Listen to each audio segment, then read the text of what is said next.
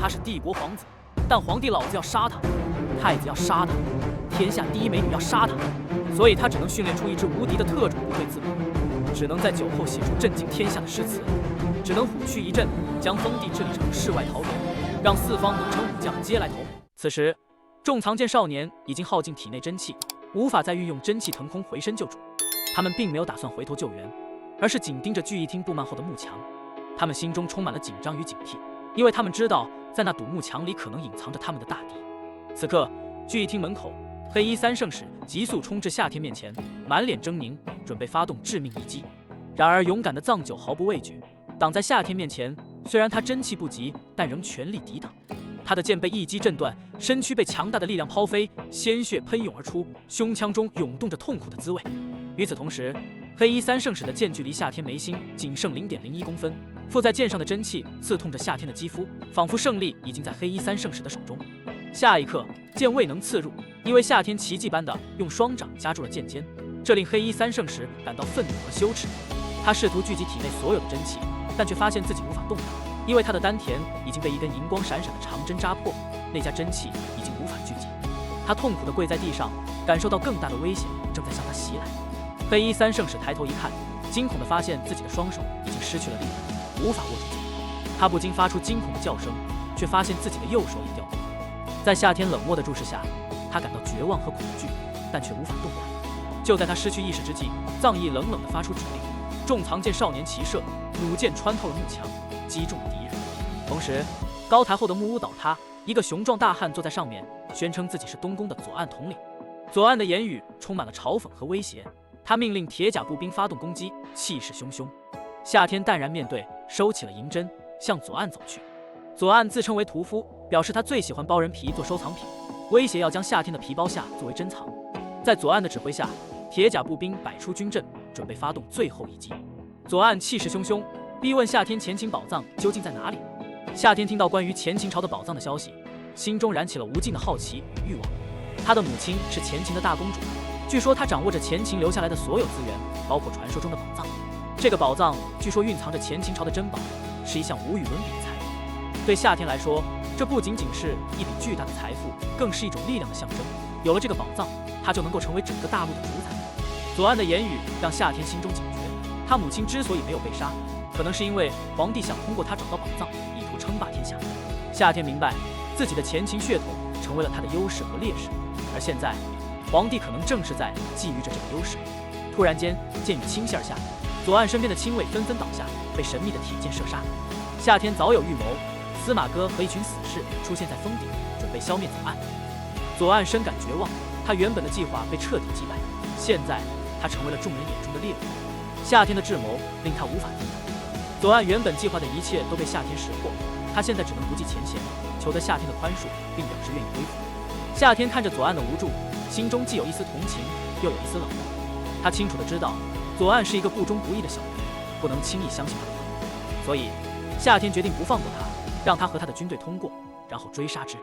此刻，二龙山口的景象令人惊心动魄，重甲骑兵如同钢铁般的战士，身着厚重的细鳞甲，蒙着马头和人脸，铁屑般的气息令人胆寒。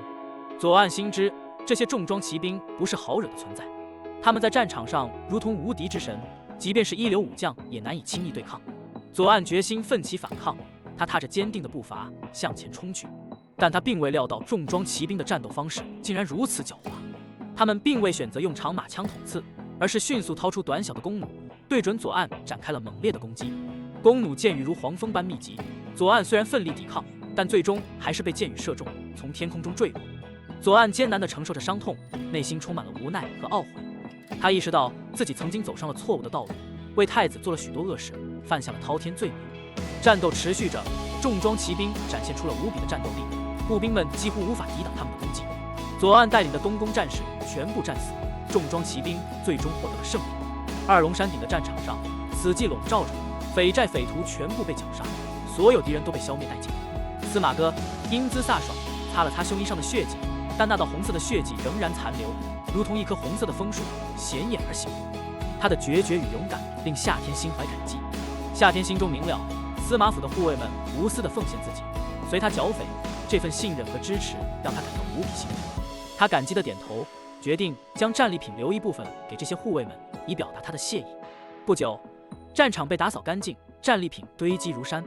夏天指挥着众人准备离开这片战场。藏一和藏九等藏剑少年开始拆除一座低矮的木屋。据传说，二龙山的宝库就在这木屋地下，于是众人齐心合力将木屋拉扯倒塌。一股阴冷的气息从地洞中吹出，夏天立刻意识到这个地道可能隐藏着不少危险。为了找到二龙山的宝库，他毫不犹豫地下令进入地洞。10名藏剑少年带着火把，黑暗中穿行，神出鬼没，警惕地护卫着夏天和小白。随着深入，洞内逐渐明亮起来，洞壁上时钟如闪烁着微光，给人一种神秘而不安的感觉。藏一提醒夏天可能存在机关，众人警惕地前行。终于，他们来到一个光亮的洞口，前方传来数个女子的尖叫声。夏天立即命令加快速度，准备救援。10盾牌的藏剑少年停下了脚步，藏九立刻飞身上前，夏天也跟着前去，站在光亮处，仔细观察周围的情况。在洞内的光亮处，散落着10多具土匪的尸体，从他们喉间流出的血在洞底上形成了各种图形。一束光从洞底投射而入，外面是空荡荡的悬崖。夏天推测，这个山洞的真正洞口就在这里，上面的洞口是二龙山土匪挖的。这里的空间很大，呈圆形，有着宽敞的空间。在光亮的一角，有一个铁笼子，里面关着10个身穿纱衣的女子。她们的面容虽然憔悴，但仍然美丽动人。夏天听到她们的哭泣声，心中一动，决定救下她们。他询问她们被囚禁的原因，得知她们是被土匪关押在这里，准备献给东宫太子。这让夏天心生愤慨，要阻止这种荒唐的行为。李芙蓉等贵女表达了对夏天的感激之情，并表示愿意为他立长生牌位。夏天却婉拒了他们的好意，他叮嘱他们要忘记这里发生的一切，好好生活，找个人嫁了。夏天无法面对这些贵女，因为他知道她们的身份与他完全不同，她们的命运也将走向截然不同的道路。不久后，众贵女被藏剑少年护送出洞，离开了这个恶劣的地方。夏天则专心打量着洞窟中的情况，发现左边堆放着许多麻袋，而右边则有很多木箱。小白认为木箱里可能装着匪寨的金银财宝，于是夏天决定打开看看，查看里面究竟有什么宝贝。洞穴右侧，一排排木箱整齐排列，虽然材质不同，但无一不显出精工细作之气。夏天身边的藏羿等人开始分别检查木箱，脱下披风，开始整理。统计结果出来，金铁箱子1个，檀木箱子5个，乌木箱子20个，普通木箱60个，共86个木箱，占据了半个山洞。现在是时候揭开他们的神秘面纱了。所有人都迫不及待地想知道，这些木箱中究竟藏着什么。藏一也感受到了夏天的期待，立即采取行动，警告众人注意安全。藏一开始打开普通木箱，银光从箱中溢出，洒满了整个山洞。60个木箱全部都是银锭，整齐排列，让人眼花缭乱。小白兴奋地清点着银锭的数量，得出了总值6万两银子的结论，让众人惊叹不已。随后，藏一又打开了乌木箱子，金光闪耀，让人目眩神迷。20个箱子里全是金锭，价值20万两黄金。小白更是兴奋不已，嘴角挂着财迷的微笑。夏天淡淡一笑，看着这些宝藏，心中却在盘算着这些财宝的来历。接下来，藏一率领众人打开了檀木箱子，其中装满了珍宝无数。小白拿起一颗夜明珠，眼中满是惊喜，称赞道这是无价之宝。众人纷纷感叹着眼前的珍宝。10个檀木箱子中，除了夜明珠外，还有各种极品宝物，价值连连。最后轮到了唯一的金铁箱子，藏一小心翼翼地打开，却突然发现箱中射出了3支毒箭。众人惊恐万分，但藏一已早有防备，毒箭射中他胸口，却像射在铁板上一样，没有造成任何伤害。藏一展示了事先准备好的防护贴片，感激地看了夏天一眼，然后注意到箱子里的东西，他的表情却从欣喜转为惊骇，示意夏天不要过来，因为箱中的东西有些不妥。夏天心生好奇，但也知道不宜冒险，便安排其他人守住洞口，保护好自己。这一切让众人对箱子里的秘密更加充满好奇，夏天也对其中的宝物产生了浓厚兴趣。夏天来到金铁箱前，一眼就看到了里面的玉器，那玉器上雕刻着栩栩如生的9条龙，令人惊叹不已。夏天的心魂震动了一下，因为这玉器和传说中的镇国之物一模一样。虽然他只在古书上见过，但他绝对不会错。他郑重地将玉器取出，仔细查看底部的古文字，与传说中的确实无二。但他不敢确定这是否是真品，因为各国仿制的赝品铺天盖地，真品早已失传，仿佛遗失在时光的尘埃中。于是，夏天将玉器用丝绸包裹好，交给藏羿保管，吩咐他在没有确认真伪之前要好好保护。夏天下令暂时保密这件玉器，因为尽管它被放在金铁箱里，但却没有任何特别的包装，就像普通的玉器一样。他推测放置这件物品的人也许无法确定它的真假，所以才将其暂时留在这里。如果太子知道了，不管这东西是真是假，都会立即被带到东宫去。臧议表示同意，认为有此可能性。他命令藏九派人将这里的物资运送出去，并准备将匪寨烧毁，以彻底清除二龙山的匪患。不久后，二龙山顶烟雾滚滚，火焰熊熊，吸引了众人的注意。从此，盘踞在帝都外的无法被剿灭的匪寨终于被消灭了，再也没有匪人。在二龙山下，夏天用匪人的头颅建立了金棺，以示警示。他在金棺旁立了木牌，详细描述了二龙山匪患的情况，并宣示了自己的行动。在官道上，夏天的车队不断前行，送出了二龙山夺得的粮食，受到了人们的赞赏。路上的人们都知道荒州王夏天的义举，称赞他为活菩萨。另一边，花无剑则坚信夏天必然已经死去，而高公公则对此感到不安。花无剑自信地表示，如果夏天要从二龙山过去，唯一的方法就是去死。他对夏天的死亡毫不怀疑，笑称夏天注定要失败。花无剑身为太子的得力助手，他知道荒亲王被伏击的地点是二龙山，并且伏击者实力强大。尽管他确信荒亲王和司马家的死士无法抵挡这次袭击，但对于计划的顺利进行还是感到不安。追踪荒亲王车队的哨探始终没有回报，这让他感到疑虑，甚至担心哨探已经遭遇不测。此刻，二龙山顶冒起黑烟，预示着行动已经展开，让他稍感安心。根据太子的计划，一旦伏击成功，即便二龙山上的匪徒也将被清除，以毁灭所有线索。但这一切也引发了他的内心挣扎，他开始怀疑荒亲王的真实实力和勇气。荒亲王所展示出的勇气与决心似乎超出了他的预期，让他感到犹豫和恐惧。当他骑马转过一个弯道时，眼前突然映入一幕令人心悸的景象，金棺上堆满了血淋淋的头颅。花无间心中一沉，他本以为这些头颅是荒亲王一行人的，却被高公公提醒并纠正这一错误。他的心情瞬间陷入了绝望和恐惧之中。面对眼前的景象，花无间开始怀疑自己的认知和决策，开始怀疑太子的计划是否靠谱。他意识到荒亲王并非他所想象的废物，而是一个充满无边勇气和霸气的人物。随着事件的发展，花无间不得不追赶荒州王的车队，以完成圣上交代的任务。在交接仪驾的过程中，他的内心始终感到不安。司马兰观察到了花无间和高公公的异样表情，暗自揣测着他们的心思。与此同时，车队中又有一位义士前来投靠。赵子长，一个在大荒州生活了12年的男子，成长于被天狼帝国骑兵肆意肆虐的环境中。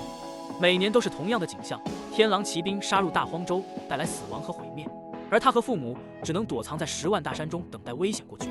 那片山林虽然避开了天狼的魔爪，却也充满了各种致命的危险，毒蛇、毒虫、凶猛野兽，无一不在威胁着他们的生命。更可怕的是，那里还有土匪和异族，他们时常出没，将无辜的人当作猎物。赵子长对这片土地的描述，让夏天心中不禁升起一股敬畏。在这样的环境下长大，他展现出的谨慎与勇敢，无疑令人钦佩。但更引人注目的是赵子长所提到的龙。据说10万大山中隐藏着一条恶龙，而土匪和异族则是他的仆人，专门为其献祭。这种传说或许是荒野环境中的一种幻想，但夏天并不感到奇怪。他知道，在这片原始森林中，很多被称为神兽的存在，可能就是被误传为龙的生物。赵子长的经历引起了夏天的关注，他询问赵子长如何来到帝都之外。赵子长回忆起自己13岁生日那天的一切，他们村被天狼骑兵袭击，村民被抓走，而他成功逃脱，却与父母走散。自此之后，他流浪至帝都之外，开始了新的生活。赵子长对自己的身份和来历做了一番描述，他的坦诚和勇敢让夏天心生敬畏，而赵子长所展现出的实力更是令夏天震惊。据他所说，他在15岁时就打死了一头白额猛虎，没有受到任何伤害，只是累坏了。回到家后吃了一只野猪腿。这种超乎寻常的力量令人惊叹，更让夏天对他的武道境界产生了好奇。众人静待赵子长的回答，但赵子长却皱起了眉头，眼中显现出一丝迷茫之色。他说出了自己武道境界的奇特之处，引起了众人的好奇。他解释道，他修炼的那家功法使得境界可以随敌人的境界而变化，而他总是能够打赢对手。众人对他的武道境界充满了好奇，特别是藏剑少年们，他们修炼的古藏剑术会隐藏武道境界。但赵子长用敏锐的眼力观察着众人，指出了他们的境界和修炼功法，展现出了他高超的观察力和武道见解。夏天问及赵子长是否能够打败一流高手，赵子长表示只能与一流高手打成平手，但若是决生死，他会取胜。这引起了夏天的兴趣，他进一步询问赵子长对抗宗师的能力。赵子长谦虚地表示自己无法胜过宗师，但可以逃脱宗师的追杀。夏天对赵子长的能力很满意，并答应让他在需要时成为前锋。突然，藏獒出现，确认了赵子长的身份，并称赞了他和他的师傅在山里狩猎时对村民的帮助。夏天决定带赵子长和他的妹妹赵子英一起前往大荒。然而，车队突然停下，高飞匆匆赶来，报告一位黑衣女子拦路并挟持了卢树。